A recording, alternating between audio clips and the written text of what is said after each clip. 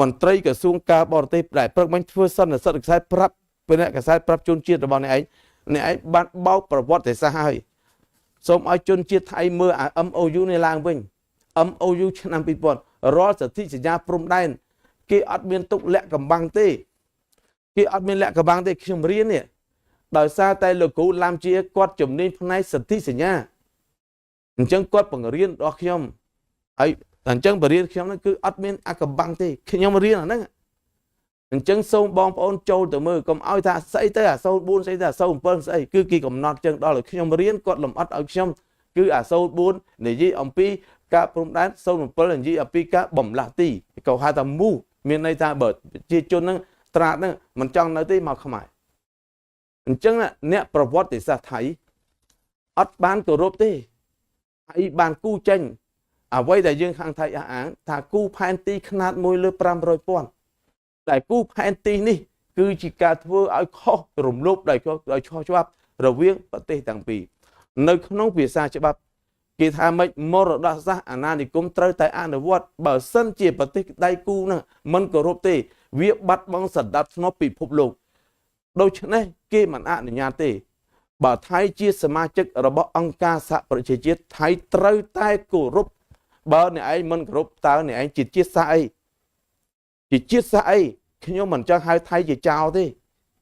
ប៉ុន្តែខ្ញុំហៅតែអ្នកឯងជាជាតិសាសន៍អីបើអ្នកឯងនៅក្នុងពិភពលោកឯងអ្នកឯងប្រព្រឹត្តអំពើបែបនេះអ្នកឯងមិនមែនសមជាប្រទេសស៊ីវិល័យសេដ្ឋកិច្ចធំទេព្រោះអ្នកឯងប្រព្រឹត្តអំពើមួយគេហៅថាខ្ញុំមិនដឹងហៅទេភាសាអានេះវាមិនដឹងថាជាលំយ៉ាងម៉េចខ្ញុំនិយាយពួកជ្រុលនិយមទេណាតែថៃសៀមដទៃទៀតយើងអត់និយាយទេឆ្លើយតបទៅនឹងមន្ត្រីក្រសួងការបរទេសថៃដែលបានប្រមាណ1ម៉ោងជាងមុននេះធ្វើសន្និសីទខ្សែនៅទីក្រុងបាងកកហើយរសៀលនេះម៉ោង3គឺក្រុមគណៈកម្មការ JBC គេថា Joint Border Committee នេះនឹងធ្វើសន្និសីទខ្សែអញ្ចឹងជាងខ្ញុំសូមនិយាយបញ្យលស្រាយខ្លះដោយសារនេះខ្ញុំចង់ជម្រាបថានេះគឺជា MOU ឆ្នាំ2000អានេះអត់មានអីអាកំបាំងទេបងប្អូនជនរួមជាតិទាំងអស់ឯសារសម័យនេះ Facebook ឬក៏បណ្ដាញទលាយបងប្អូនមើលនេះគឺជា MOU ឆ្នាំ2000អញ្ចឹងអត់មានអីអាកំបាំងទេហើយភាគីទាំងពីរបានយកទៅតម្កល់នៅកន្លែងគេហៅថាបណ្ណាល័យអង្គការសហប្រជាជាតិគឺនៅថាគឺមានចុះលេខបញ្ជីត្រឹមត្រូវគឺបានបោះពុំគឺលេខ4857ហើយ UN បានបោះពុំផ្សាយនៅក្នុងខែ12ឆ្នាំ2015ហើយប្រទេសទាំងពីរនេះគឺមានការចុះហត្ថលេខាគឺនៅថ្ងៃ14ខែមិថុនាឆ្នាំ2000គឺថាមុនមួយថ្ងៃនៃខួបការព្រះវិហារដែលខ្មែរឆ្លាស់ក្រីឡាអេនៅពេលនោះអញ្ចឹងในសញ្ញេនេះគឺសញ្ញេដោយលោកវ៉ាកំហុងជាប្រធានគណៈកម្មការព្រំដែនខាងកម្ពុជានិងខាងភាគីថៃគឺប្រាបានហានគាត់ជាមន្ត្រីផ្នែកឧបនាយករដ្ឋមន្ត្រីការបរទេសរដ្ឋមន្ត្រីការបរទេសគឺសកុមបានហានបារីបាត្រាសកុមបានហានបារីបាត្រានេះគាត់ធ្លាប់ធ្វើជាចៅហ្វាយក្រុងហើយគាត់ដូចជាធ្លាប់ចុះខ្សែរីជពងផងសកុមបានហានបារីបាត្រានេះចុះគូភាគីហើយ MOU នេះអញ្ចឹងអត់មានអាចកំបាំងទេហើយទៀមនិយាយអំពីបញ្ហាថៃថាទៅគោរព MOU គឺមានចែងយ៉ាងច្បាស់ខ្ញុំលើកយកចំណុចដែលយកមកអត្ថាធិប្បាយជូននេះគឺចំណុចអំពីការប្រើសន្ធិសញ្ញាយើងឯកភាពគ្នាប្រើសន្ធិសញ្ញាឆ្នាំ1904ឆ្នាំ1907ដែលបារាំងក្នុងនាមអាណាព្យាបាលខ្មែរសម័យអាណានិគមនៅឥណ្ឌូចិនជាមួយនឹងប្រទេសសៀមពេលនោះគឺសយ៉ាមគឺបានជួបចរចាគ្នាបានច្បាស់ណាស់ហើយសន្ធិសញ្ញានឹងមុននឹងចេញសន្ធិសញ្ញា0407ហើយការប្រើប្រាស់08នេះគឺមានសន្ធិសញ្ញាច្រើនណាស់គេចែកគ្នាទៅបានយើងមកដល់ពេលនេះដូច្នេះកម្ពុជារាជាណាចក្រកម្ពុជាយកអ្វីដែលជាសន្ធិសញ្ញារវាងសៀមនិងបារាំងក្នុងនាមខ្មែរនេះយកទៅចរចាជាមូលដ្ឋានគ្រឹះនេះជាមូលដ្ឋានគ្រឹះសម្រាប់កម្ពុជាអញ្ចឹងសួរថាក្នុងសន្ធិសញ្ញា0407នោះមានអ្វីនៅក្នុងគេបានអត់ទេប៉ុន្តែបងប្អូន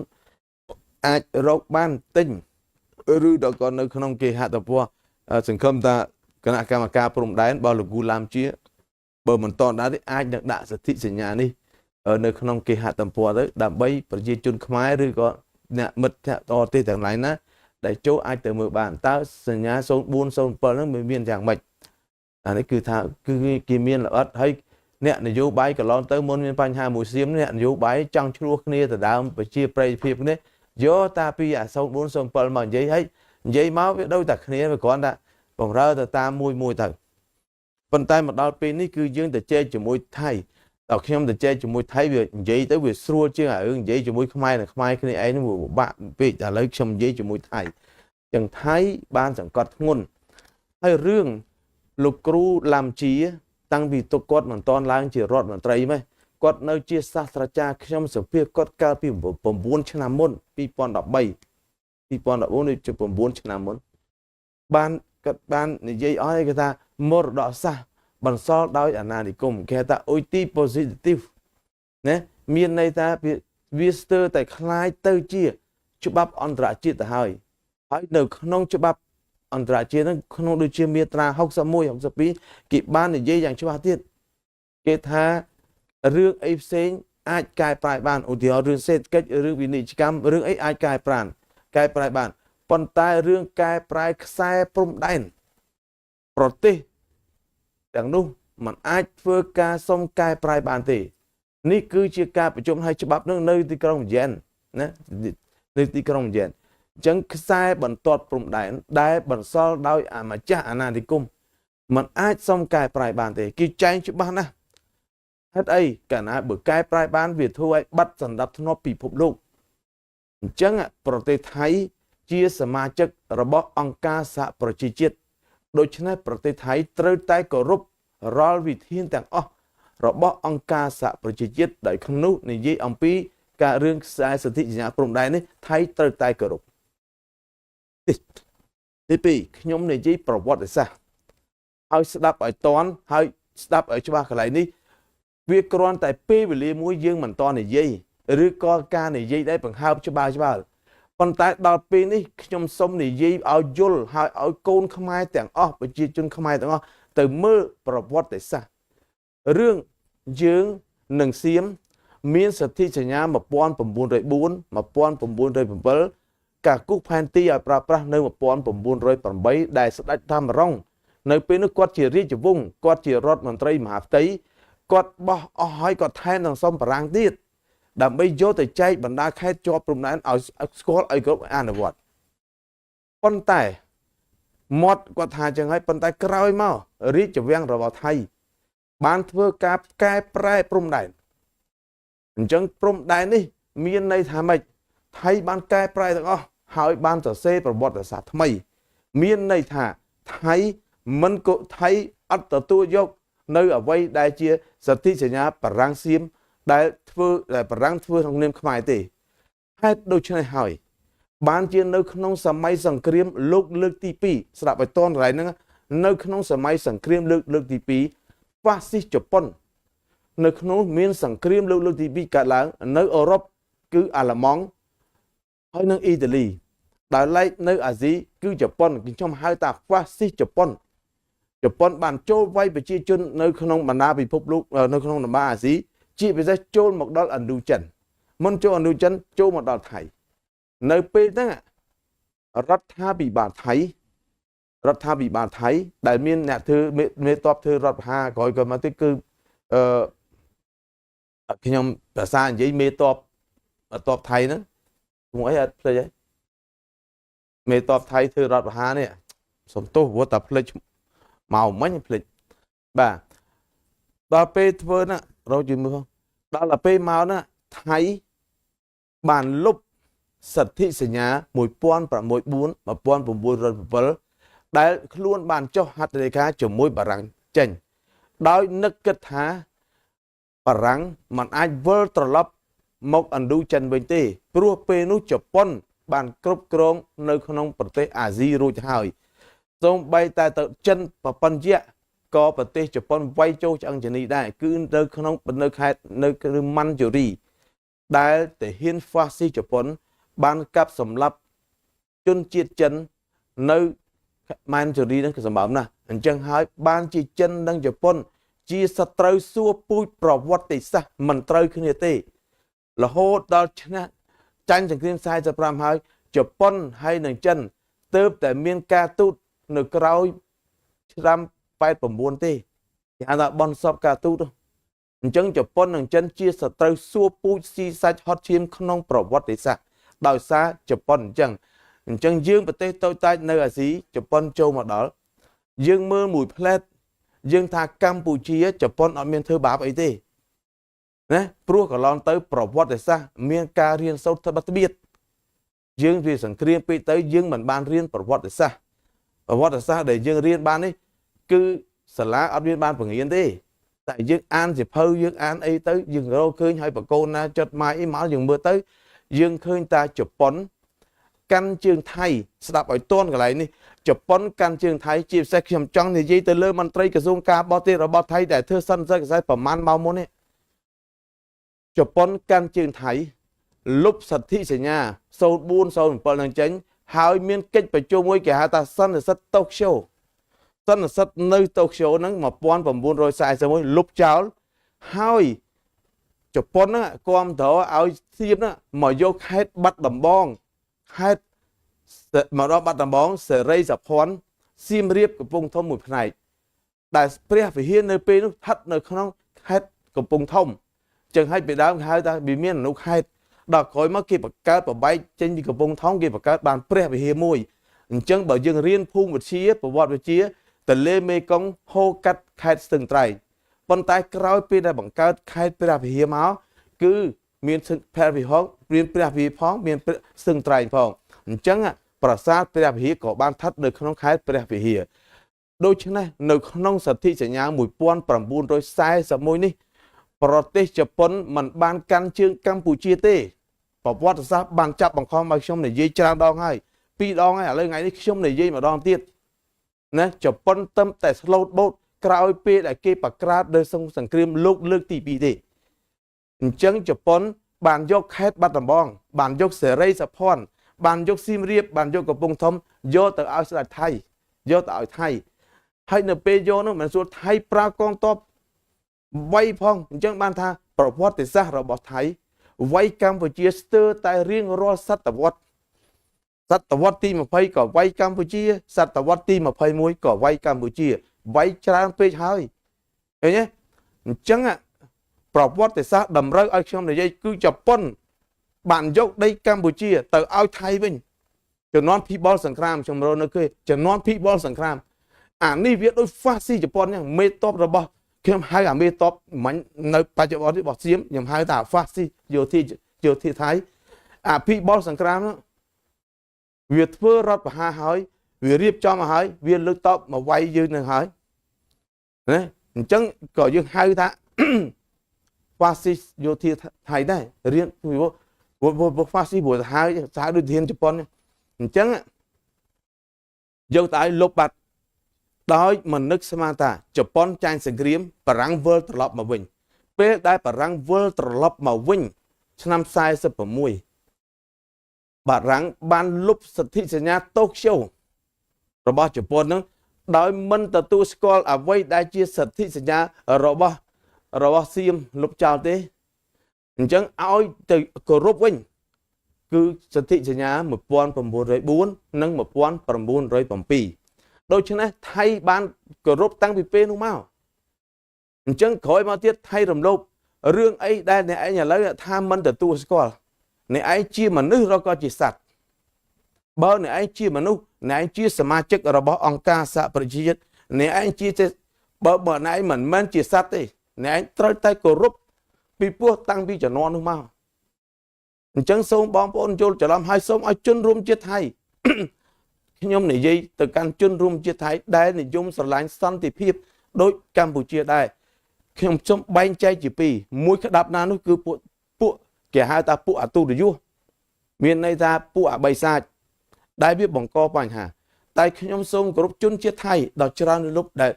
ចង់បានសន្តិភាពដែរហើយដែលខ្ញុំសូមកោតសរសើរដល់សាស្ត្រាចារ្យនៅจุฬាលង្កកដែលគាត់និយាយពីប្រវត្តិសាស្ត្រអញ្ចឹងនៅពេលដែលសន្ធិសញ្ញាតូក្យូនោះលុបទៅយើងទាំងពីរនាក់បន្តកាន់សន្ធិសញ្ញាហ្នឹងយើងបានទទួលស្គាល់សន្ធិសញ្ញាហ្នឹង ហើយនៅពេលចរចា MOU ឆ្នាំ2000ក៏យើងបាននិយាយបញ្ចូលនៅក្នុងសន្ធិសញ្ញាហ្នឹងដែរនេះគឺនៅក្នុង1904គឺនៅថ្ងៃ13ខែកុម្ភៈណាហើយសន្ធិសញ្ញាមើលទៅថ្ងៃ23ខែមីនា1907យើងមានសន្ធិសញ្ញាហ្នឹងអញ្ចឹងតាមដែលខ្ញុំចាំរៀនមកលោកគ្រូខ្ញុំបោះលោកគ្រូឡាំជាហ្នឹងសន្ធិសញ្ញា1904គេហៅថាសន្ធិសញ្ញានិយាយអំពីការបែងចែកព្រំដែនមានន័យថាព្រំដែនសៀមយ៉ាងម៉េចព្រំដែនខ្មែរយ៉ាងម៉េចហើយបានសន្ធិសញ្ញាឆ្នាំ1907គេនិយាយអំពីការមូគេនិយាយអំពីការបន្លាស់ទីប្រសិនបើដីនោះឧទាហរណ៍ត្រាតបើសិនជាដីនោះទៅកាត់ចូលទៅក្នុងប្រទេសថៃហើយអញ្ចឹងពលរដ្ឋរបស់ខ្មែរនៅពេលនោះអាចបើចង់នៅទីនោះគឺបានទទួលសិទ្ធិជាជនជាតិថៃដោយស្វ័យប្រវត្តិហើយបើមិនចង់រស់នៅក្នុងត្រាតទេមូមកក្នុងទឹកដីរបស់ខ្មែរគឺបានជាខ្មែរឯសៀមក៏អញ្ចឹងដែរអញ្ចឹងបើសិនជាមានជនជាតិថៃនៅក្នុងទឹកដីខ្មែរ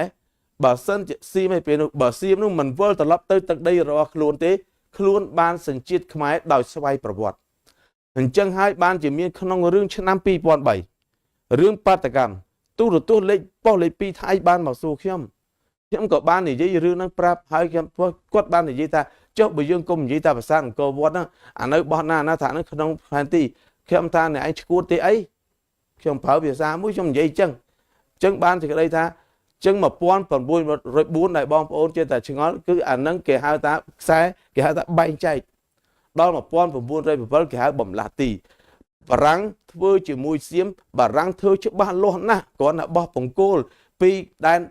បង្គោលលេខ1ពីជាំសង្ងាំទៅឯតំបន់ខាងមុំ3នោះយើងអត់ទាន់បានបោះបង្គោលអញ្ចឹងហើយយើងប្រើខ្សែផែនទីអញ្ចឹងច្បាស់ណាស់ជាមួយនឹងថៃហើយនឹងជាមួយបារាំងក្នុងនាមបារាំងជាម្ចាស់អាណាព្យាបាលម្ចាស់អាណានិគមលើកលែងតែនៅក្នុងអតីតឥណ្ឌូចិនទេដែលវាបានតែនិយាយមិនច្បាស់ដែលធ្វើឲ្យយើងឆ្លោះគ្នាដល់ថ្ងៃទៀតណាច្បាស់យ៉ាងម៉េចមិនច្បាស់យ៉ាងម៉េចមិនច្បាស់ត្រង់ថាខ្មែរវាមានដីស្រែផងខ្មែរវាមានដីផ្ទះអាដីស្រែនេះវានៅឆ្ងាយពីដីផ្ទះហើយការគិតគូរអំពីការគូខ្សែផែនទីអាស៊ីទាំងខ្មែរទាំងយួនទាំងថៃនេះមិនសូវដឹងទេអឺរ៉ុបវាមានការចេះដឹងជាងអញ្ចឹងបដ ாய் អីគូគេគូទៅអញ្ចឹងហើយបានជាសៀមបារាំងគូហើយជាមួយនៅក្នុងឥណ្ឌូចិនបារាំងមិនទាន់បានអនុវត្តអញ្ចឹងបានជាហេតុធ្វើឲ្យមានការឆ្លោះទាស់ទែងគ្នាហើយមិនមែនមានតែកម្ពុជាមួយទេអញ្ចឹងខ្ញុំងាកមកនិយាយជាមួយថៃជាមួយសៀមច្បាស់ណាស់អញ្ចឹងមន្ត្រីក្រសួងការបរទេសដែលព្រឹកមិញធ្វើសន្និសីទខ្សែប្រាប់ពីអ្នកខ្សែប្រាប់ជនជាតិរបស់អ្នកឯងបានបោកប្រវត្តិសាស្ត្រហើយសូមឲ្យជនជាតិថៃមើលអា MOU នេះឡើងវិញ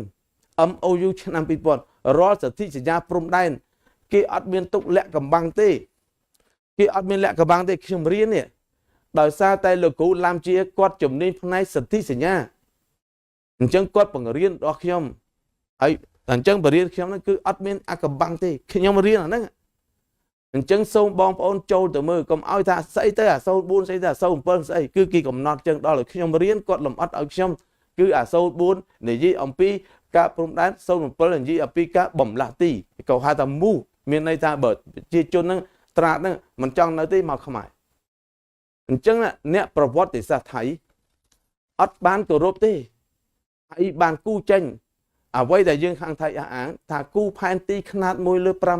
500,000តែគូផែនទីនេះគឺជាការធ្វើឲ្យខុសរំលោភដោយខុសច្បាប់រវាងប្រទេសទាំងពីរនៅក្នុងភាសាច្បាប់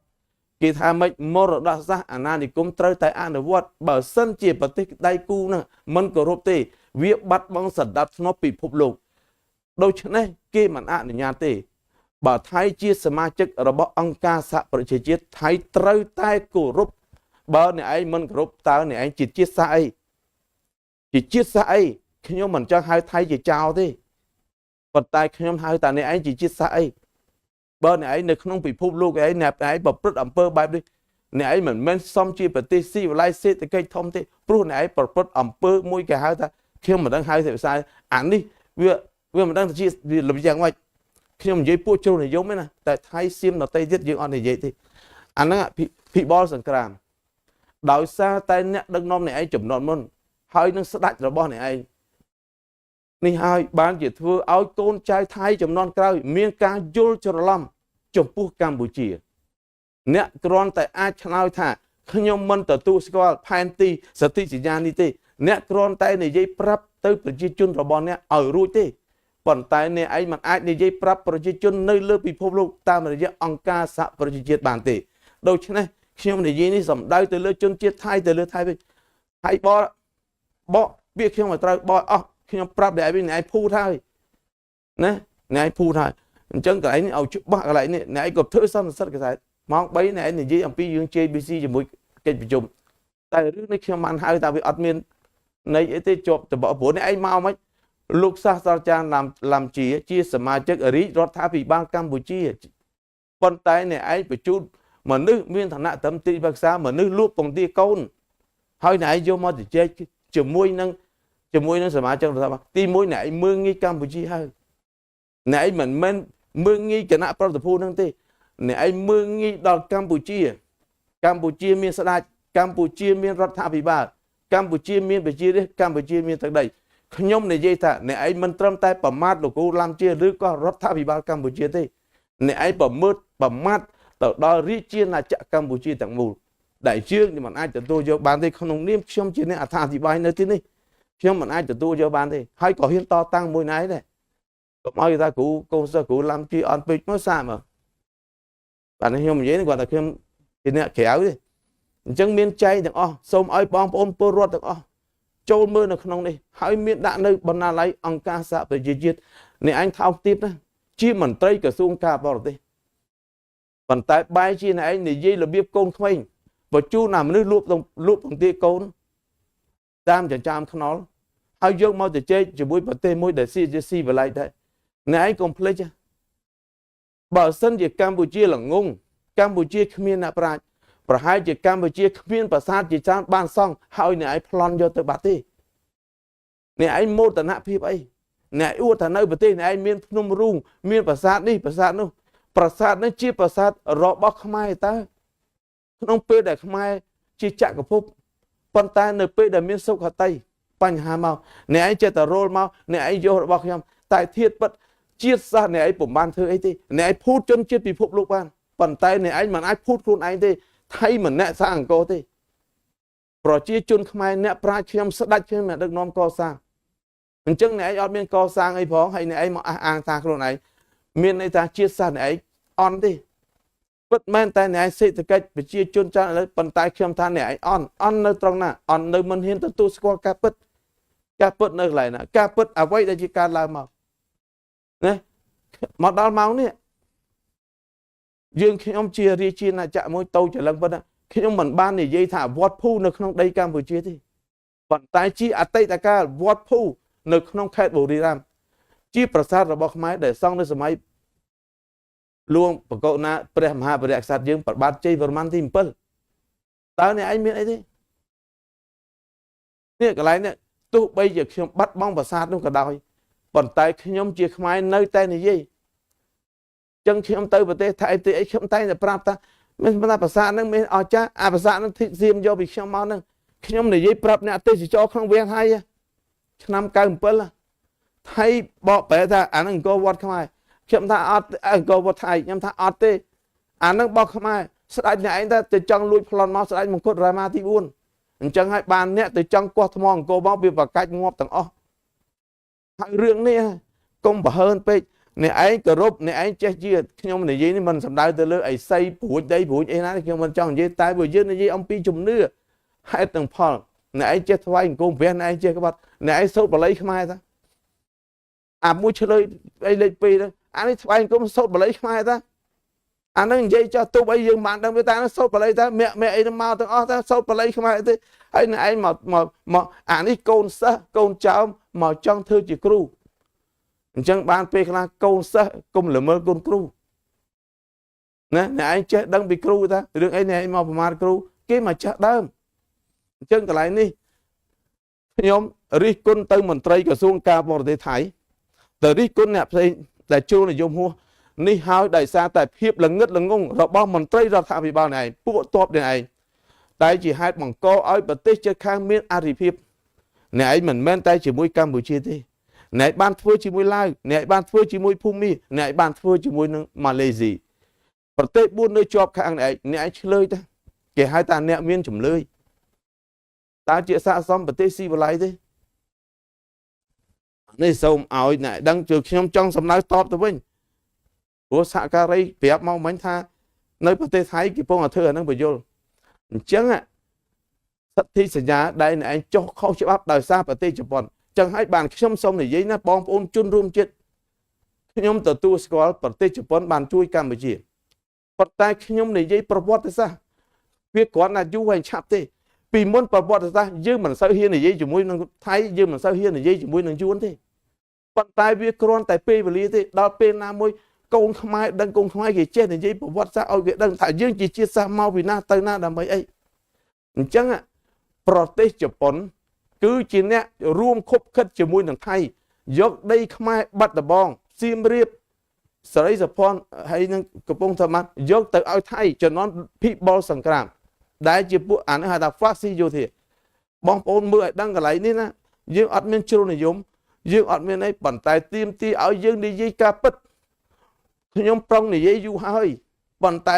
ពេលវេលាមិនទាន់មកដល់ទើបខ្ញុំនិយាយតែខ្ញុំបញ្ជាក់ឲ្យបញ្ជាក់ទៀតនៅក្នុងរឿងបញ្ហាកំពង់ផែរៀមប្រទេស3ដែលបុព្រួយបារម្ភមួយជប៉ុនព្រួយបារម្ភពីរឿងចិនទី2យួនឯណាសៀមព្រួយបារម្ភពីការងើបឡើងរបស់កម្ពុជាហើយខ្ញុំនិយាយដាច់ណាត់ចឹងកំពង់ផែរៀមស្អីទៅក្នុងរជ្ជកាលរបស់ដៃជោសែងអានឹងនិយាយបោះមានកំភ្លើងបាញ់ខោអាឡៃវិញទេតាចឹងជនរួមជាតិឲ្យដឹងណាខ្ញុំនិយាយនេះមិនមែនជាការប្រកាន់ពូជសាសន៍មិនមែនកោះកាយប្រវត្តិសាស្ត្រទេប៉ុន្តែយើងត្រូវដឹងប្រវត្តិសាស្ត្របានជាយើងទៅគេអត់ភ្លេចយើងទេប៉ុន្តែយើងក៏មិនត្រូវភ្លេចគេដែរអានេះជំរាបបងប្អូនសាធារណជនឲ្យបានដឹងព្រោះវាយគ្នាហើយតែនិយាយនៅលក្ខទៀតបងប្អូនមិនយល់ណាអានឹងវាអញ្ចឹងរឿងបញ្ហាប្រាសាទព្រះវិហារជប៉ុនស្ថិតនៅខាងថៃអញ្ចឹងបានខ្ញុំអត្ថាធិប្បាយថ្ងៃមុនថាបើសិនជាកម្ពុជានិងថៃទោះបីក្នុងដំណាក់កាល ICJ ក៏ដោយទោះបីក្នុងណាក៏ដោយជប៉ុនត្រូវរក្សាអព្យាក្រឹតមិនត្រូវលូកលាន់បញ្ហាកម្ពុជាតទៅទៀតទេប្រវត្តិសាស្ត្របង្ខំឲ្យខ្ញុំនិយាយ3ដងហើយខ្ញុំអត់ចង់និយាយទេខ្ញុំមានតំណែងតំណងល្អជាមួយជប៉ុនប៉ុន្តែជាប្រវត្តិសាស្ត្រអានឹងត្រូវតែនិយាយរឿងបញ្ហាមកឲ្យកម្ពុជាទទួលស្គាល់ UN អតីតឯកអគ្គរដ្ឋទូតជប៉ុនប្រចាំនៅកម្ពុជាខ្ញុំជាអ្នកកសែតទី1ជួបជាមួយគាត់ក្រោយពេលដែលគាត់បានជួបជាមួយសម្ដេចនាយករដ្ឋមន្ត្រីហើយពេលដែលគាត់ធ្វើទូតខ្ញុំនិយាយជាមួយគាត់បញ្ហារឿងគឹមសុខាអញ្ចឹងគាត់ខ្លាយទៅជាចៅក្រមនៅ UN នៅអង្គតុលាការ ICJ តុលាការដែលថា MCC រឿងបញ្ហារឿង UN នាំគ្នានិយាយរឿងមួយអាចតម្លៃនៅក្នុងពេលដែល UN អនុម័តគឺប្រទេសយើងមានសង្គ្រាមស៊ីវិលគឺចុះហត្ថលេខាដោយទូតខ្មែរយើងនៅឯអង្គការសហប្រជាជាតិនៅក្នុងអតីតរដ្ឋាភិបាលត្រីភាគីសម្រាប់ផ្ទៃក្នុងនយោបាយកម្ពុជារដ្ឋកម្ពុជាចាត់ទុកថាជារដ្ឋាភិបាលខុសច្បាប់អញ្ចឹងនៅពេលនេះអ្នកណាកាន់អំណាចសម្ដេចតេជោហ៊ុនសែនគណៈបព្វជិជនជាអ្នកកាន់អំណាចក្នុងក្របខ័ណ្ឌនយោបាយគិតសិនអានេះខ្ញុំមិនចង់និយាយអានឹងផ្សេងទេកម្ពុជាមិនទាន់ដល់ភាពសោកល្មមរឿងបញ្ហា UN ទេរឿងចរចាព្រំដែនសមុទ្រ100ឆ្នាំទៀតមិនទាន់ទៅគ្នាផងប៉ុន្តែគេធ្វើយើងនេះកុំហែកអាគាត់នឹង2ដងហើយនៅពេលដែលខ្មែរមានបញ្ហាជាមួយសៀមចឹងអាគាត់នឹងទៅដកបកគោលព្រំដែននៅស្រុកចន្ទរាឥឡូវពេលដែលខ្មែរកំពុងតែមានបញ្ហាជាមួយនឹងថៃអាគាត់នឹងវាលើកបញ្ហារឿងនៅកោះត្រល់កុយយកមកនិយាយឈួតទៀតដែរដែលខ្ញុំនិយាយថ្ងៃមុនគេលោកបងប្អូនខ្លះស្ដាប់អត់ទាន់ពេលដែលយើងជីកព្រែកជីកហ្វូណនដែលចូលសែនវានឹងបង្កើតបញ្ហាគឺវាយកអាបញ្ហានឹងអស់មកនិយាយជាលេសមួយដល់វៀតណាមបញ្ជូនកងទ័ពមកកាន់តំបន់ព្រំដែនបញ្ជូនម្ដងហើយតើពេលអាឈួតនឹងវាទៅវាយបង្គោលព្រំដែនយើងមើលពីចម្ងាយយើងឃើញតែស្នេហាជាតិណាយកតាំងពីកូនក្មេងអតីតតំណាងរាជការលប់សែងគ្នាទៅដូចឈួតចឹងអ្នកឯងហុចដងដៅឲ្យគេទេជាហេតុធ្វើឲ្យវៀតណាមមានលេសគ្រប់គ្រាន់ក្នុងការបញ្ជូនកងទ័ពមកកាន់ព្រំដែនអញ្ចឹងខ្ញុំនិយាយលើកទី2ខ្លះទៅហើយឥឡូវនេះអាពួកអស់ហ្នឹងពេលដែលយើងមានកំពុងបញ្ហាជាមួយថៃអាពួកនេះបំផុស ស្អីក្នុងពេលតែមួយយើងធ្វើអាកិច្ចការតែមួយទៅយករឿងកោះត្រល់ទៅយករឿងកោះគុតមកនិយាយអីគេអ្នកដឹកនាំគេមិនមែនល្ងងទេសូម្បីតែខ្ញុំអ្នកកសែតអ្នកផ្សេងក៏គេអត់ល្ងងដែរយល់តាណាអញ្ចឹងបន្តិចទៀតអានេះវាក្លោកអានេះឲ្យអ្នកដែលខ្ញុំនិយាយមុនជាភូមិសាស្ត្រនយោបាយនឹងជាខ្ញុំបំរើយើងមើលមកផ្លែតយើងឃើញថាហ្នឹងវាស្រឡាញ់ជាតិសិតតែអាមេរិកសកម្មជនមួយចំនួននិយាយពីឈួតតាមហ្នឹងខ្ញុំនិយាយចឹងប៉ុន្តែអាមួយនេះបំរើយួនហើយនឹងសៀមដោយមិនដឹងខ្លួនដោយបំរើសៀមនឹងយួនទេខ្ញុំនិយាយហើយខ្ញុំនិយាយទៀតមានហេតុផលជើងបានខ្ញុំនិយាយកន្លងមកខ្ញុំតាហ៊ានមន្ត្រីណាមួយនៃបកកណ្ដាលផ្ដួចផ្ដើមគំនិតសុំឲ្យសម្ដេចលើកលែងទោសអាឈួតនឹងដកកវត្តចោលព្រោះអានេះអាក្រក់ណាស់អញ្ចឹងសូមប្រាប់ទៅមន្ត្រីក្រសួងការបរទេសថៃឬក៏ពួកជ្រុលនិយមថៃអ្នកឯងឈួតហើយការភូតរបស់អ្នកឯងគ្រាន់តែពេលវេលាទេអ្នកឯងអាចភូតតាំងពីឆ្នាំ1941រហូតមកដល់ឆ្នាំ2000អ្នកឯងភូតជនជាតិឯងរហូតពីព្រោះយើងជាប់ដៃសង្គ្រាមហើយអាយើងជាប់ដៃសង្គ្រាមពួកអ្នកឯងហ្នឹងអ្នកឯងប្រើប្រាស់សង្គ្រាមមនុស្សគុំអ្នកឯងប្រើប្រាស់ពីការដណ្ដើមអំណាចមហាអំណាចពិភពលោកអ្នកឯងទៅឆ្លៀតមកខោក្បាលខ្មែរយើងឆ្លៀតឲ្យយើងឆ្លោះគ្នាដែលគិតធ្វើឲ្យយើងគ្មានពេលវេលាគ្រប់គ្រាន់ប៉ុន្តែនយោបាយឈ្នះ29ធ្នូ98បានអំណោយផលរបស់ដល់កម្ពុជាទាំងមូលទាំងប្រជាជនមានតំណាងបានគិតគូរដែលបញ្ជាក់ឃើញថាគេបន្លំជាងកន្លះសតវត្សជិតមួយសតវត្ស80ឆ្នាំ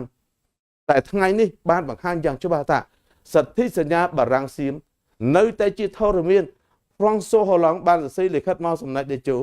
នាយករដ្ឋមន្ត្រីម៉ាក្រុងប្រធានាធិបតីម៉ាក្រុងបានបញ្ជាក់គូភាគីរបស់លោកសម្ដេចធិបតីក្នុងពេលដែលអញ្ជើញទៅស្រុកប្រាំងប្រហែលថ្ងៃមុនតាកម្មបារាំងជួយនឹងជួយ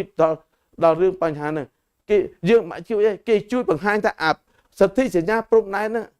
គឺត្រូវតែគោរពបានស្ដីថាបារាំងថៃស្ដេចថៃវាចប់ចឹងកន្លែងនេះអ្នកមានអំណាចនៅក្នុងប្រទេសថៃឈប់បង្រៀនប្រវត្តិសាស្ត្រខុសបែបនេះទៀតថ្ងៃក្រោយឡើងប្រយ័ត្នខ្លួនឯងអស់អំណាចប្រយ័ត្នអស់អំណាចរឿងភូតជ្រុលហ្នឹងណាអ្នកឯងលុបនឹងដៃលុបជើងលាក់កបិតគ្នាអ្នកឯងស្អីដែលអ្នកឯងធ្វើសតិសញ្ញាអ្នកឯងមុនអ្នកឯងលើកស្ដេចយើងពាក់មកកត់ឲ្យស្ដេចយើងអ្នកឯងបញ្ជាស្ដេចយើងធ្វើចេះបារាំងចុះមកហត្ថលេខា11សីហា1864ណាប៉ុន្តែនៅខែធ្នូឆ្នាំ1864ដែរអ្នកឯងបង្ខំឲ្យស្ដេចយើងនរោត្តមចុះហត្ថលេខាសម្ងាត់មួយទៀតឲ្យខ្មែរនៅអាណប់ថៃអាណប់សៀមអញ្ចឹងហើយបានជាយើងខំប្រឹងអ្នកឯងសោកស្ដាយណាស់ប្រវត្តិសាស្ត្ររាប់ឆ្នាំកន្លងមកដែលអ្នកឯងអាចលើកស្ដេចដែលអ្នកឯងអាចលើកមកកត់ជាមួយយួនមកប្រពែឲ្យស្ដេចយើងបានតែលើកនេះវាអត់មានអញ្ចឹងសូមឲ្យជនរួមជាតិសូមឲ្យប្រជាជនជាតិថៃដែលច្រើនសូមលោកមេត្តាលោកយល់កម្ពុជាសម្ដេចតេជោយើងដែលខ្ញុំចាត់ទុកថាលោកជាអ្នកកាន់អំណាចមូលនៅស្រុកខ្មែរនិយាយភាសាជានយោបាយនាយករដ្ឋមន្ត្រីស្ដាប់ប្រធានបកស្ដាប់ឪអញ្ចឹងឪជាអ្នកកាន់អំណាចប្រាប់ទៅថៃវិញអញនៅនឹងឡើយតាអញមានតន់ទៅណានាយករដ្ឋមន្ត្រីអញឲ្យកូនអញទៅអញដឹកនាំ3ក្បាលហើយអានេះខ្ញុំនិយាយភាសាចឹងសុំទោសសម្រាប់និយាយជាមួយពួកអាស៊ានតនិយាយចឹងឯងអួតអីយន្តហោះមិចផេះរបល់កាច់យកអីអញក៏មានកំភ្លើងបែកដែរតែកម្ពុជាអត់ត្រូវការទេវាឆ្អែតនឹងសង្គ្រាមវាយខ្មែរសឹងរាប់រាល់សតវត្សគ្រាន់តែដើមសតវត្សកដាលសតវត្សចុងសតវត្សវាយខ្មែររហូតវាយតាំងពីអង្គរឥឡូវមកដល់សតវត្សទី21វាយខ្មែរទៀតប៉ុន្តែវាយនៅតែតាមព្រំដែនទេនេះយើងមើលណាយើងមើលកន្លែងនេះហើយក៏ជាកំហុសមួយរបស់អ្នកនយោបាយអតីតកាលហ៊ុនស៊ិនប៉ិចបោះឆ្នោតឆ្នាំ1993មានអំណាចខាងនយោបាយនិយាយជាមួយនឹងគណៈបក2 3ទៀតមានអំណាចគណៈបកប្រជាជននៅពេលនោះបាត់អំណាចរាប់តាំងអាមួយនៅក្រៅដែរអ្នកឯងជាសមាជិកនៅក្នុងការតាក់តែងរដ្ឋធម្មនុញ្ញអ្នកឯងតែសេតែមួយទេតែសេតែមានបញ្ហាជាមួយវៀតណាមទេផែនទីចន្លោះដែលធ្វើឡើងចន្លោះ33 53ដែលទទួលស្គាល់ដោយអង្គការសហប្រជាជាតិប៉ុន្តែអ្នកឯងអត់បានសរសេរតើកម្ពុជាចរចាជាមួយថៃផ្អែកលើភូមិសាស្ត្រអី កម្ពុជាចរចាជាមួយឡាវផ្អែកលើអីដូច្នេះ MOU ឆ្នាំ2000នេះអ្នកឯងសិក្សាឲ្យច្បាស់ MOU ឆ្នាំ2000វាជាការបំពេញបន្ថែមយើងចរចាជាមួយថៃគឺផ្អែកទៅលើផែនសិទ្ធិសញ្ញា1904 1907ដែលមាននៅក្នុងអនុសារណៈ MOU ឆ្នាំ2000អ្នកឯងគុំទៀមទាគោរពឆ្នាំ2000អាណាដែលវាចំណេញផលប្រយោជន៍ដល់អ្នកឯងតែឆ្នាំ2000អាណាដែលមានផលប្រយោជន៍ដល់កម្ពុជាអ្នកឯងលុបណៃដាក់អញ្ជើញឲ្យធាក់ជើងដូច្នេះថោកទាបបំផុតអ្នកឯងមិនស័ក្តិសមជាមន្ត្រីការបរទេសតំណាងឲ្យប្រទេសមួយដែលស៊ីវិល័យទេហើយយោធារបស់អ្នកឯងបើប្រហែលនេះក៏មិនស័ក្តិសមដែរពួកនេះខ្ញុំហៅពួកអាហ្វាស៊ីសអ្នកឯងអាក្រក់ណាស់អ្នកឯងមើងងាយជាតិសាជើងនេះមុនសម័យអង្គរអត់បានទេមុនសម័យអង្គរវាយដល់3ឲ្យតខ្ទេចគុំទោសណាប្រទេសខ្មែរតូចប៉ុនចរិតខួរក្បាលខ្មែរអត់សូវចាញ់ទេសូម្បីតែខ្ញុំអ្នកកសែតហ៊ាននិយាយប្រហើនណាអ្នកឯងទៅខ្លាចអីពេលខ្លះវាត្រូវអញ្ចឹងដែរណាមើងងាយជាតិសាសជើងពេកអស់លោកអាន MOU ឆ្នាំ2000អត់មានអាកំបាំងទេណាហើយកុំហែកអាពួកហ្នឹងកែកុំហែកកុំភ្លើចឹងជនរួមជាតិបានយល់ច្បាស់ហើយក៏ប្រាប់ទៅក្រសួងការបរទេសនេះឯងនឹងអស់លក្ខអ្វីដែលថៃខ្លាចបំផុតគឺខ្លាច ICJ ហើយនៅមុនពេលដែលសម្ដេចធិបតីដាក់ពាក្យទៅសេលិខិតដែលពាក្យបណ្ដឹងទៅ ICJ អ្នកឯងបានបំផុតណាបានថាអត់ធ្វើឲ្យអង្គរចេះសេតបាទតែឥឡូវនេះលិខិតនឹងបានបញ្ជូនទៅ ICJ ឥឡូវអ្នកឯងយល់ឃើញយ៉ាងម៉េចឥឡូវនេះសូមឲ្យជនរួមជាតិមើលកន្លែងនេះមកសងមិញហេតុអីបានរដ្ឋាភិបាលយកថ្ងៃ15មិថុនាដាក់ពាក្យបណ្ដឹងខ្ញុំនិយាយមកបែបតាមខ្ញុំគឺជាការរំលឹកគុណដ៏ខ្ពង់ខ្ពស់បំផុតរបស់ព្រះករុណាជាអង្គម្ចាស់ជីវិតដំកល់លើបងនិងអ្នកដែលរួមទាំងហើយព្រះអង្គសម័យនោះបានទាមទារឈ្នះក្តីនៅតុលាការក្រុងឡេ15មិថុនាឆ្នាំ1962ការដាក់ម្សិលមិញនៃរដ្ឋាភិបាលសម្ដេចធិបតីគឺជាការរំលឹកគុណមានន័យថារំលឹកគុណដល់បុព្វបុរសរបស់យើងរំលឹកគុណដល់ដូនតារបស់យើងឥឡូវនេះឃើញហើយឬនៅនេះហើយនៅពេលដែលដាក់ប្រទេសថៃអ្នកកាន់អំណាចថៃភ័យណាស់ជាពិសេសនិយាយឲ្យចំពួករាជវាំងចក្រក្រីរួងនេះនិងពួកអ្នកផ្សេងទៀតភ័យណាស់ភ័យពីរឿងភូតប្រជារាស្ត្រឯងរាប់ទសវត្ស7 8ទសវត្សហើយណាព្រោះក្តីសម័យរបស់សៀមនិងយួននឹកឃើញថាបែងចែកកម្ពុជាមិនមានកម្ពុជាតទៅទៀតទេនឹកឃើញថាតលេចក្រមុខអាខាងកើតយួនអាខាងលិចសៀមមិននឹកស្មានថាមានកម្ពុជាទេបានជាគេធ្វើយ៉ាងដូចជាបង្រៀនប្រវត្តិសាស្ត្រមកយ៉ាងដូចនេះនៅពេលដែលឥឡូវនេះខ្មែរយើងខ្លាំងខ្មែរយើងបានសុំតែត្រឹមត្រូវថាអ្វីដែលបន្សល់ដោយអង្គការបន្សល់ដោយប្រទេសបារាំងតែប្រវត្តិហ្នឹងពួកអត់នោះវារួមគ្នាមកវាយយើងពីមុនវៀតណាមខាងកើតមានដែរនិយាយថារឿងមកប្រាប់សម្ដេចខ្ញុំធ្វើវិវាទអនុស្សាវរីយ៍អត់មានទេហើយតែដឹងគុណដល់តែពេលឥឡូវប្រទេសឯករាជ្យយើងមានសិទ្ធិនិយាយថាអ្នកឯងត្រូវតែគោរពត្រូវតែសង់ស្តុកឲ្យពេលអានេះវាយចូលមកនោះហោះមកអំណាចធ្វើចង់ធ្វើអីឲ្យចឹងហើយចុះវាយូរហើយមិនមកឲ្យហើយនិយាយគុណឲ្យតែម្នាក់ឯងអានឹងវាចឹងសៀនក៏ចឹងដែរខ្ញុំហៅថាអាហ្វាស៊ីសពីបលសង្គ្រាមអ្នកឯងបានកែប្រវត្តិសាស្ត្រនឹងឲ្យធ្វើឲ្យកូនចៅអ្នកឯងមកដល់ពេលនេះទាស់គ្នាតាំងងឹតទាំងឈួតមកវាយជាមួយគេយើងទទួលស្គាល់កម្ពុជាធ្លាប់ខ្សោយបានអ្នកឯងលើកបន្ទប់ស្ដេចយើងបានអ្នកឯងមកធ្វើបែងចែកអីបានតែនៅពេលនេះយើងមានរដ្ឋធម្មនុញ្ញយើងមានស្ដេចយើងមានទ័ពយើងមានប្រជារាស្ត្រដីយើងសល់ប៉ុណ្ណេះអត់ចាញ់ឯងទេយើងបានវិច្ចបំពេចពីអង្គររត់ច្រើនពេកហើយតែយើងមិនចាញ់អង្គរទេដោយសារយើងរើពីអង្គរដោយសារពេលនោះវាគៀថៃពេកលួងពញាយ៉ាតបានរើអង្គរមកទូភាសាប៉ុន្តែនឹងធ្វើមកប្រវត្តិសាស្ត្រយើងកំពុងឆ្វាំងមួយសៀមដល់លួងពញាយ៉ាតទៅស្រឡាញ់ប្រពន្ធសៀមមកទៀតបានយើងកាត់សៀមតាំងពីនោះមកអងហើយកាត់អញ្ចឹងហើយយើងធ្វើមិនប្រវត្តិសាស្ត្រហើយខ្ញុំអាសានិយាយមួយទៀតជាមួយលោកហៅស្រីទៅ នេះហើយបងប្អូនគេហៅថាបណ្ដាសានយោបាយបណ្ដាសាភូមិសាស្ត្រនយោបាយនិងបណ្ដាសាអានឹងធ្វើម៉េចបើប្រទេសយើងឥឡូវនេះវានៅជាប់យួនវានៅជាប់សៀមវានៅជាប់ឡាយយើងចង់រើប្រទេសយើងទៅជាប់អាមេរិករើវាមិនកើតនេះហើយគេហៅថាបណ្ដាសាភូមិសាស្ត្រយើងត្រូវតែទ្រាំហើយមិនងាយសង្ឃឹមថាអានេះវាកែវិយាតវាទេវានៅតាំងខ្លួនវាធំវានៅតែតាំងខ្លួនវាជាបងជាឪធ្វើអីបើលើយើងតាមចិត្តវាមិនសប្បាយចិត្តជាមួយយើងទេអញ្ចឹងបណ្ដាសាភូមិសាស្ត្រប្រែមកថាយើងរស់នៅជាប់ប្រទេសមួយដែលវាមិនគោរពសិទ្ធិរបស់យើងគឺវាមើលងាយយើងវាចាក់កថាអាចដាក់មុខផ្ទះយើងវានោមដាក់ផ្ទះយើងវាធ្វើស្អីដាក់មកលើយើងចែកទៅចិត្តចាក់មកញ៉េឈាមមកដាក់ផ្ទះយើងតាមចិត្តប៉ុន្តែកុំតែកុំពេកកម្ពុជាអត់ធ្មត់ហើយប្រសាសន៍របស់សម្ដេចតេជោមានប្រសាសន៍ព្រឹកមិញក៏និយាយអំពីរឿងអត់ធ្មត់ដែរកម្ពុជាអត់ចង់បានសង្គ្រាមទេអត់ដាច់ខាតមិនត្រូវការទេ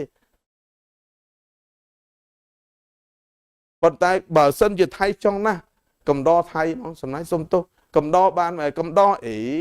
គ្រាប់លើងមិនទៅកភ្លុះណាប៉ុន្តែប្រជាជនថៃជាច្រើនគេអត់ចង់ទេហើយខ្ញុំនិយាយនេះខ្ញុំអត់ចង់ប៉ះលើរដ្ឋាភិបាលថៃទេក្រសួងការបរទេសវាស្ថិតនៅក្នុងរដ្ឋាភិបាលខ្ញុំអត់ចង់ប៉ះទេ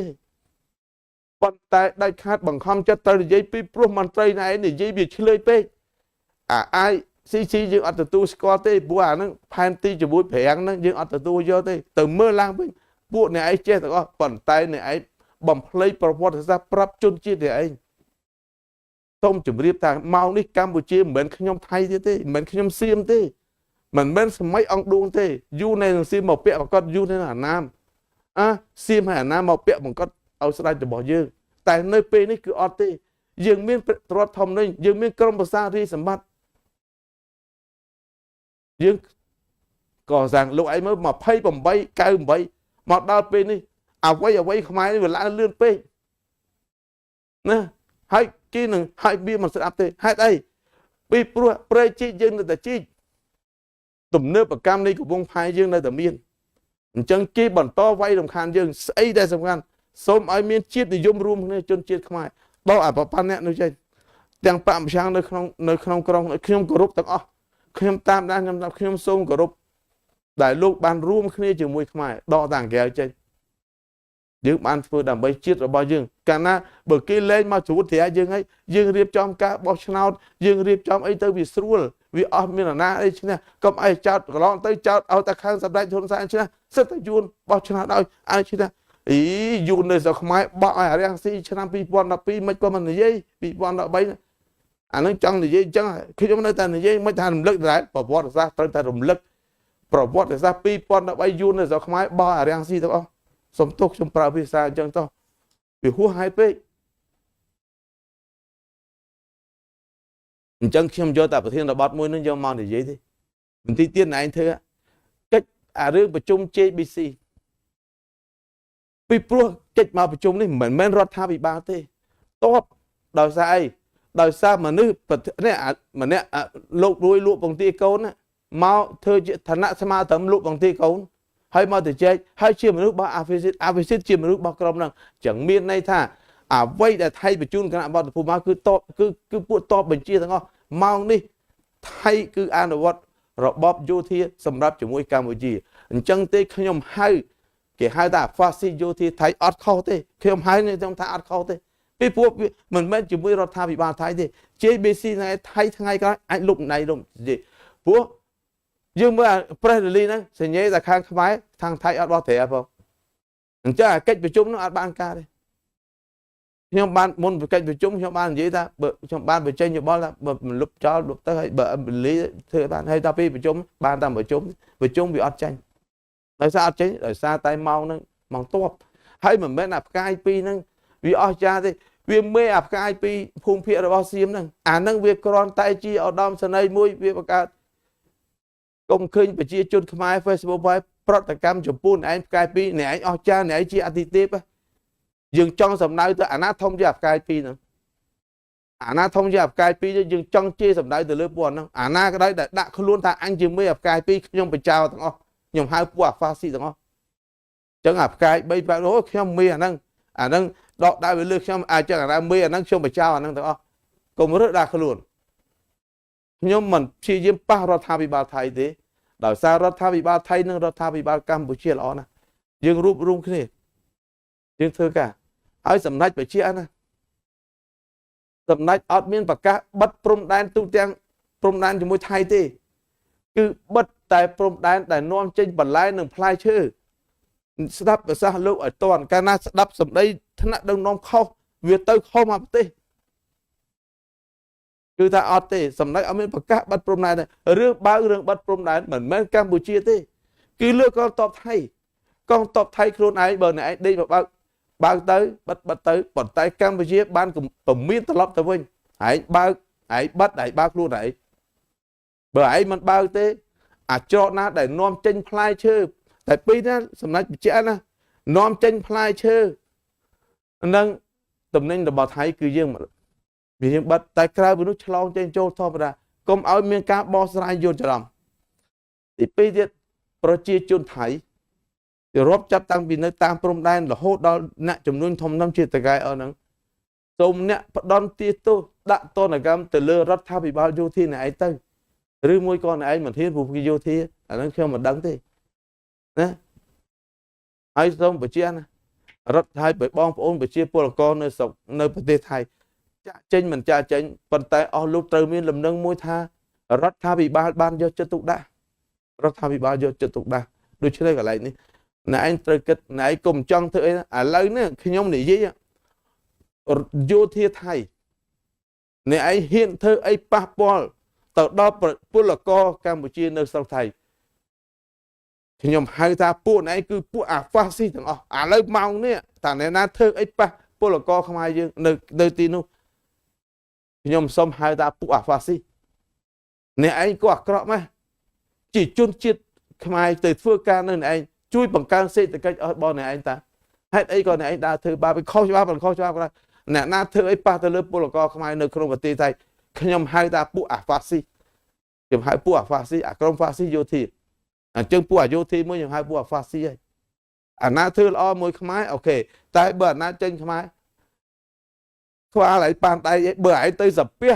ថ្វាយអង្គមគោរពពុទ្ធគោរពគឺគ្រូអីអស់ហ្នឹងទេអានឹងខ្មែរហើយឯងចង់មកច្បាំងជាមួយខ្មែរស្អីឯងមិនចាំស្ដេចឯងមង្គតនេះលួងមង្គតនេះរាមាទី4ចង់យកថ្មអង្គរទៅតម្លើងនៅក្រុងថេបប្រើមនុស្ស3ប្រមាណ100នាក់ឲ្យមករុះថ្មដល់មកមើលទៅមិនអាចរុះកើតអញ្ចឹងអា300នាក់វាងាប់ទាំងអស់មិនដឹងងាប់ដោយប្រការណាមួយយើងមិនដឹងទេព្រោះអាបីជំនឿកន្លែងខ្លះក៏យើងមិនហ៊ាននិយាយទេមកទៅវាងាប់ទាំងអស់វែងទាំងអស់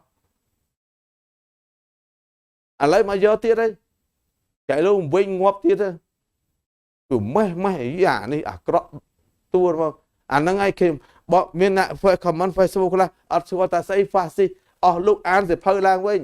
មើលឯកសារពិភពលោកអាឡម៉ង់ហៅ fascist អាឡម៉ង់វាប្រព្រឹត្តអំពើមនុស្សអមនុស្សធម៌រំលោភសិទ្ធិមនុស្សណាខ្មែរណារំលោភសិទ្ធិមនុស្សហើយមកបដៅតែខ្មែរឲ្យចេះគោរពសិទ្ធិមនុស្សហើយចុះអាណាដឹកនាំសង្គ្រាមពិភពលោកមកយកដីគេទៅឲ្យអ្នកនេះនោះអ្នកឯងយកនិយាយជាមួយគេស្អីនៅអឺរ៉ុបនៅអាឡម៉ង់នោះមកបដៅឯងគោរពសិទ្ធិមនុស្សអាខ្លួនឯងកាន់ហ្វាស៊ីស្លាប់ដុតអញ្ចឹងបានមានមួយមិថុនាណាអាមួយមិថុនាគឺថ្ងៃពួកអាឡម៉ង់យកកូនក្មេងទៅដុតអារំលោភសិទ្ធិមនុស្សមកនិយាយមកអ្នកឯងវាយចូលគេនៅម៉ាន់ជូរីឲ្យតែកិច្ចប្រជុំប្រចាំឆ្នាំឡើងដើរទូលោយមើលទៅដូចចូលដូចអស់ចាហ្នឹងមកនិយាយហៀងខែខ្មែរមានតែចេះធ្វើស្អីអារឿងអាក្រក់អញ្ចឹងអត់ចេះតែមកដល់អីទំនប់ហើយមកបដៅខ្មែរឲ្យវិជាតបតៃឲ្យពួកអ្នកឯងកាន់ជើងពួកអប្រឆាំងជាភូមិសាស្ត្រនយោបាយពួកអស់នឹងកាន់ជើងពួកអប្រឆាំង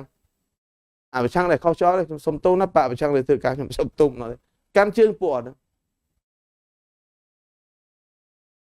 អានេះយើងបញ្ជាក់ឲ្យឃើញថាយ៉ាងដូចនេះអញ្ចឹងខ្ញុំមិនចង់អស់បន្លាយអីទៀតទេតែខ្ញុំនិយាយទៀតនេះ MOU ឆ្នាំ2000ដែលមានចែងនៅក្នុងនឹងទាំងអស់